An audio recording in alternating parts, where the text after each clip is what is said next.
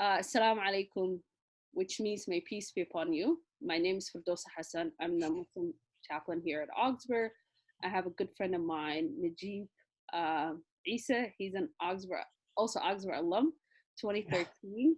Najib has been residence with Augsburg weekly halaqas for a year now. We're so grateful for your time and commitment to that. For those who don't know halaqa, it's a knowledge of circle that's held every Wednesday for students in the Untitled Chapel, 4:30 to 5:30. So now that Najib actually continues that through Instagram Live. So anybody's interested, 6 p.m. on MSA, Augsburg MSA Instagram Live. So you can follow the MSA page and you'll see it, inshallah. So further ado, today we're actually going to talk about the importance of Ramadan. What is Ramadan, and how do we do Ramadan at time of difficulties like this? So with that, we're going to be more of like Q&A questions, Q&A answers. So with that said, I'll start with just tell us a little bit about yourself, and then tell us what is Ramadan. Glad to be here. Thank you guys thank you Fardosa for bringing me up on here so that we can all really take advantage of this time here, trying to create more resources for people, which I always love to take part of. And hello to all the Augsburg staff. I think this is for everybody, right? Everyone, yes. Yeah. Augsburg staff and students. Yeah. So yeah, that's, I think in a nutshell, I'm an Augsburg alumni, graduated a few years back. I don't want to say the year because that might give away my age, right? Nowadays, even the men hide their age, right? Anyways, that's that. Ever since then, my passion is learning religion, especially the religion of Islam. I love teaching and learning about it. And today we're talking about a very important topic, which is Ramadan, right? I know Ramadan's pretty famous. It's people really hear about all the time nowadays, that the world is like so connected. It's like a small village, right? Everybody's pretty connected. But yeah, that's a little bit about me and what I like to do. And yeah, it's been a great experience this year working with Augsburg students and trying to do whatever we can do to enhance their experience, so on and so forth. Thank you. We appreciate your time, commitment, and for volunteering your time to be with us every Wednesday. So yeah, for sure. So I just want to know, can you tell us a little basics of what is Ramadan? Yeah, for sure. Ramadan is one of the most important pillars of Islam. There are 5 pillars of Islam and 6 articles of faith.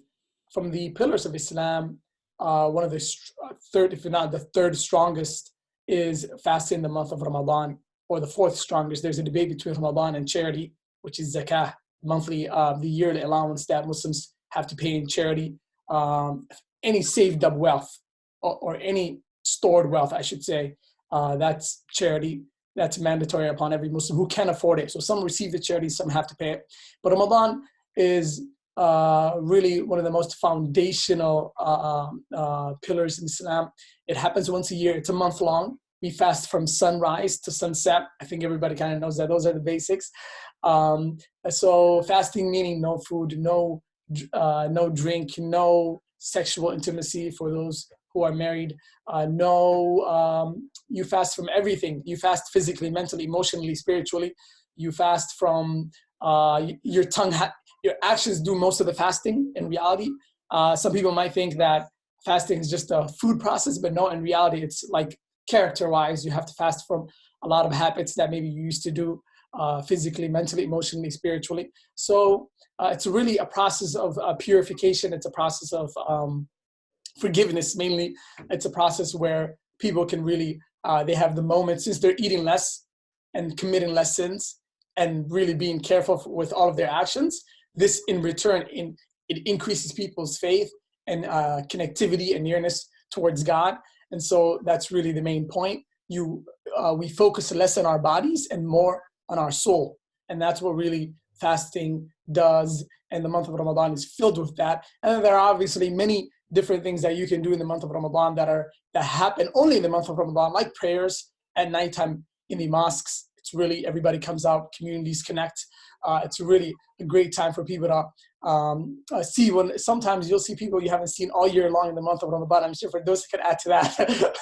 Like, hey, where have you been? People just connect, eat, relax, families get together. It's a time where really everybody's trying to be the best that they can be. So it's really a great time for character building, for being the best you, for if you have been having shortcomings, this is the best time to build a greater habit. And if your prayers were not strong, this is to make him strong. If your speech wasn't the best of speech, this is the time where you can make it the best. There are, in the month of Ramadan, there are also different benefits in which there are narrations that the Prophet ﷺ said that in the month of Ramadan, the gates of paradise are opened and the gates of hell are closed, and the devils are chained, which means this is the time, great opportunity. It's the best and easiest time to enter into Jannah, enter into paradise. And you're more likely, that's why in the month of Ramadan, most people are up to good, or they're inclined to do good. And really the best of people comes out. Well, the rest of the year, this is the month of Ramadan. It's like a time to carry as much goodness as you can that'll carry you through the rest of the year. And it has, many different benefits that there are many physical benefits, there are many emotional benefits, there are many psychological benefits to this month, and there are many spiritual benefits. I mean, that was the purpose of it. So in a nutshell, that's Ramadan for you. This year is going to be quite interesting. Ramadan's maybe about 2 to 3 days away, and it's going to be a much different one. Yeah. And one thing I want to add about Ramadan is that one of the most important aspects of Ramadan is to connect with Allah subhanahu wa ta'ala, to get connected with God, but then also to think about those who are less fortunate. For sure. That when we can fast for 18, 17, 16 hours or so, the end of the day is that I know I'll have a meal to break my fast. I'll have food, I have water, but there are people around the world who don't have it. So at this time, you're supposed to be conscious of those who don't have access to food, who don't have access to clean water. So at this time for Muslims, not just to think about themselves, their connection with God, but also to think about the humanity as a whole. So I think it's really important aspect of Ramadan, and that the only way you can build an empathy is by experiencing what people have gone through. So I think that's part of that I really appreciate about Ramadan. It's a month of giving as well. So. Oh yeah, that's one of the most important things in Ramadan is it teaches you to care for others, to be there for others. It's actually people who can't physically fast, one of the best ways they can do in return for them not being able to fast, either for medical reasons or for other reasons. Some people that are exempt from fasting, one of the other options that they have to do is they have to fulfill and feed people who are in need that were fasting. Like 60 people, 80 people, 100 people, whatever it might be, based on the situation of the person. So if a person can't fast because of old age, because of sickness, because of a woman is in labor or just gave birth, so many different situations, the in return value of you getting the same reward as if you would have fasted is to feed people who have been fasting that cannot afford to eat at the end of the day. For sure, this is one of the biggest departments. So can you tell us, like, what should we do this Ramadan, since we are in time of quarantine and there's no masjid that's open? So how do we continue our ibadah? How do we continue our worship? Yeah, this Ramadan is going to be really, really interesting. Getting near in about 2 to 3 days. It's going to be really, really tough because a lot of people, their productivity was always based on other people, especially in the month of Ramadan. In the month of Ramadan, it's like getting that vibe, getting that environment, getting everybody being at the mosques during the night and from before sunfall to sometimes even till the morning praying. There's something called i'tikaf in the last 10 days of Ramadan where people just stay at the mosque and are in moments of worship all 10 days, not leaving Ramadan. And some masajid, some mosques, they provide showering services and so on and so forth, but you're not able to leave and do anything else, not see family, stay there for 10 days, just focusing on your spirituality and getting that momentum really at full capacity. So a lot of people that are going to get hit hard this Ramadan, just because they're not capable of getting that level of connection with other people. And the people who are around us, they have the most impact on us, especially in the month of Ramadan. That's one point. Number two, a lot of worship that used to happen with everybody at the mosques, like prayers that used to happen all night long with the imam, is not going to happen anymore. A lot of knowledge happens during the month of Ramadan. A lot of knowledge is given at the mosques and different places. They won't be happening this Ramadan. A lot of people get together for many good purposes and causes in the month of Ramadan. That won't be happening this Ramadan. I mean, people will be closed off in their homes, and it's going to be really, really tough. That means they have to do it all on their own. And that's going to be a big, big hit. Meaning, I'm thinking the truest you is going to come out this Ramadan. Fardosa, how are you going to be this Ramadan? I'll give you an update after Ramadan. Oh, yeah, I know, right? Same with me. I'm a little bit scared because I used to take the benefit from the environment of Ramadan. Is so powerful. And usually I used to, most Ramadans, even at eating time, or breaking our fast, about 20 days out of every Ramadan, I would be invited to other places to eat at friends and families in their houses, which is part of the experience of Ramadan. It's really amazing, right? That we've been blessed to live that type of Ramadan. But this year, I'm going to be stuck at home. I don't know what I'm going to do, right? So it's going to be really tough. So your worship, you have to do it all on your own. Your experience of Ramadan is going to be all by yourself. Your connectivity towards Allah subhanahu wa ta'ala is going to be all by yourself. Any impact or any takeaway from Ramadan all has to come from you and no one else. So this is going to be a big, big challenge for a lot of people. So, and one of the things that is like very challenging for a lot of people, it's a lot of times people actually do this like Quran study together, where they go to the masjids and they read the Quran, and part of that, and now you're not going to have that opportunity. So one of the things that I propose to my friends is that we can do Zoom study. So part of it's like, you don't have to neglect the Quran just because you're by yourself. Yeah, for sure. Continue. I think that's an important aspect of that. We need to remember that for this Ramadan, because the Quran should become your best friend. Oh yeah, that's the main goal. The Quran was sent down in the month of Ramadan. It's the best month to connect with the Quran. If you haven't been, it'll give you really a big momentum, and the closer you are to the book of Allah, the closer you are to Allah subhanahu wa ta'ala. And so this is really, really important and foundational. It's going to be really hard. I hope people have some type of game plan going into Ramadan for this, because we all know really the impact is going to hit all of us. Right. So I have a question for you. Can we have virtual Taraweeh, which is night prayer? How does that happen? I don't know.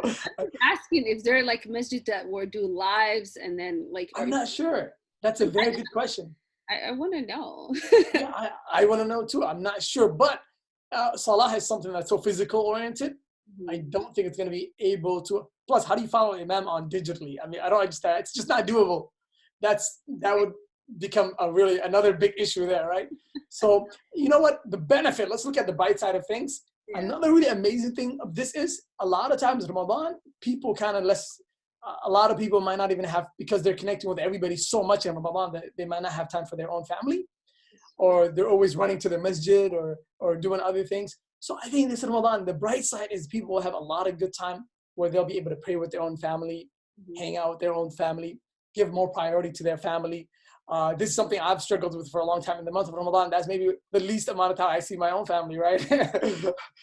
Just because of that, that everybody loves the hype of Ramadan, right? It's so awesome and it's so powerful that every night you're going to a different place, dealing with different people, having a different imam every night. Getting that full experience is not going to be there anymore. You have to do a lot more personal, and hopefully people can spend time and worship with their own families and really build that connectivity with their family. So one of the things that I did, the fact that it's so essential to go to the masjids to pray. Yeah. I created a section in my house where like a masjid looked like. So for me, it's like There's still that like this area that you can go there, and then it feels like that time, and you can say, oh, I'm gonna go read, and I'm gonna pray, and just having that sense of feeling of being in the masjid. So for sure, that's already the golden gem of Fardosa right there, giving us really one of the best strategies to have just for like one of the rooms or some type of space in the house, just allocate it. So I Huh? can take credit for that. It was my cousin's idea. Yeah, shout out to your cousin too. That's a powerful idea. Just creating a private space, just turn it into a mosque for the month. Since you're not capable of going to the masajid these few weeks coming up, so that's a really great tip.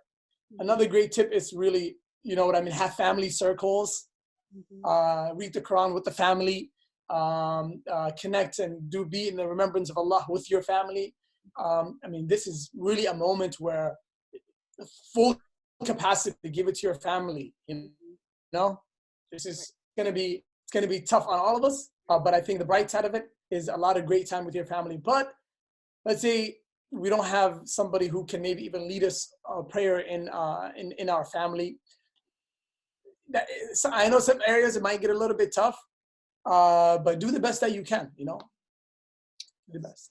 So one of the things that I want to ask you is that at times like this, right? Because a lot of times people are panicking and feeling like that there's huge loss to it, like being part of the community. But it also just remember that there's a reason to everything that happens, right? Yeah. So that Allah says that, and He would never give you something that you can't handle it, you know. So in that sense, that this for us is an opportunity to look at this and turn into something positive, because it is negative. We're all stuck here, but we also have to be grateful that we have our health and we're able to fast and to see the month of Ramadan, because there are people who are not able to see that. So yeah, for sure. I mean, فَإِنَّ مَعَ الْعُسْرِ يُسْرًا, with every hardship comes ease. I mean, this is dunya. We're living a life that is, you're going to get tested in many different ways. And this is one of those big tests, right? We have a calamity facing almost maybe all of humanity. We hope that it will go away as soon as possible. But it's a test. It's a big, big test. And Allah subhanahu wa ta'ala, God, He's watching us to see who will have the patience and accept the qadr, the qadr. I don't know how to explain in English, but predestined, right? Yeah, but there's a better word for it. I don't know how to explain in English. This is the problem I have when I have to go from so many different languages. I get stuck sometimes. Sometimes I have a word in English, I can't find the translation for it in Arabic. I have, but people, the mu'min, access to your, so go ahead, finish it. The mu'min, the Muslim, they always submit to the power, to the dignity, to the will of God.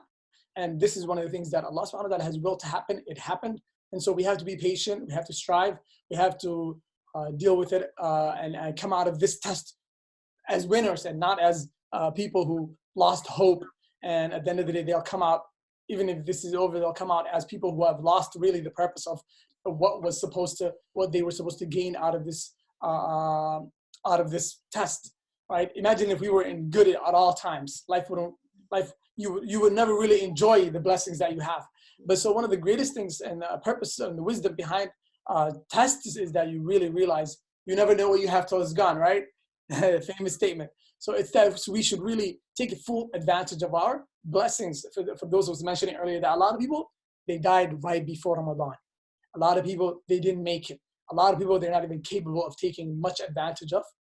They're in a hospital, they're sick, they're in a tough situation. A lot of people are not maybe physically fit to take full capacity, or they never did before. So now it's good for us to be in this situation, so that now that it's here, there's no way around it, so that we take the best, we go into it with the best mindset and have great hope and have really a good amount of momentum to be strong, to be striving, and not to be down about things that are out of your control and you're not capable of doing much about it, but rather do the best that you can and take full advantage of the situation.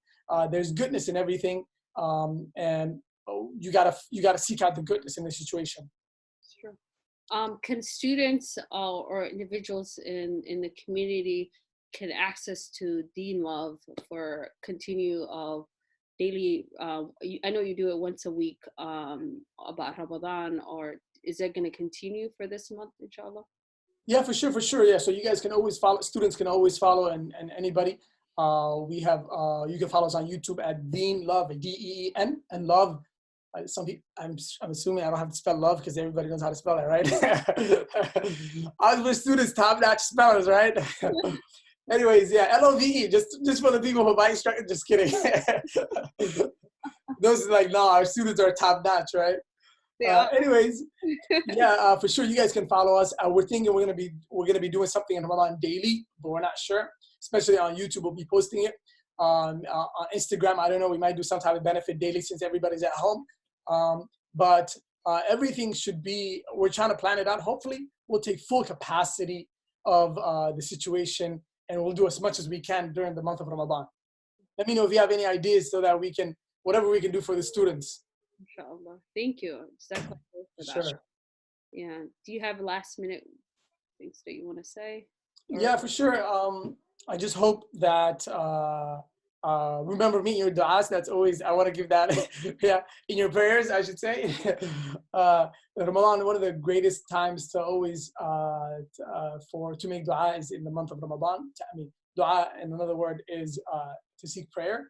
An English word prayer only means doing this, but we have du'a and salah. Those mean two different things. Du'a is the English word prayer, and salah is a whole different process. But in English, what you would only call it? In English, you would only call that prayer, right? No, du'a, it also goes for supplications. Oh, yeah. That's true. Yeah, that's true. Hey, I see your English is up there for those. Okay. English major? Okay. Yeah, I just have a tough time transitioning between languages there. But yeah, so remember all of us in your du'as, and remember everybody in the community at large, and remember everybody in your prayers. That's very important. Another key thing is focus on yourself. The greatest investment you can put into yourself is investment in this month is very, very powerful. How do I put it here? Everything else, just put it aside for a minute. COVID-19 did a lot of that for you already, right? No school's out the way. Work is out the way for a lot of people out there, right? So now you're at home, and it's the month of Ramadan. Take full capacity, full benefit, right? Right? Some of the benefits of COVID-19 is, right, it's the month of Ramadan and you're free. So take full advantage of Ramadan here. One of the toughest things to see is somebody who's grown, who has the full health, full life, and they don't take full capacity of Ramadan. Meaning they lived the whole Ramadan and they didn't take much benefit. Outside of Ramadan, inside Ramadan, same thing for them. That's a really, really disappointing level to be at. You don't want to be there. You want to take full benefit of all of Ramadan, and I hope the best for you guys. And remember, Fardosa first, and then me. Actually, remember me first, then Fardosa, right? In your prayers. Jazakallah khair. And also, I just want to remind those who are going to be taking finals next week. Oh, yes. Yeah, so take it easy, and may Allah make it easier for you on this process. And then I would say drink a lot of fluid and make sure you get plenty of rest before you take your exam. For sure. Make sure you make dua. I should say the word pray instead of dua, but definitely that's very important. And take full capacity and benefit. I know Fardosa, we're going to end it here. She has another meeting to go to. Fardosa is busy 24/7. I don't know how Fardosa is going to take. Fardosa, no meetings in the month of Ramadan. I'm telling you right now. We're going to cut that part. Okay, all right. All right. See you guys, and inshallah, I hope the best for you. Jazakallah khair. All right. See you.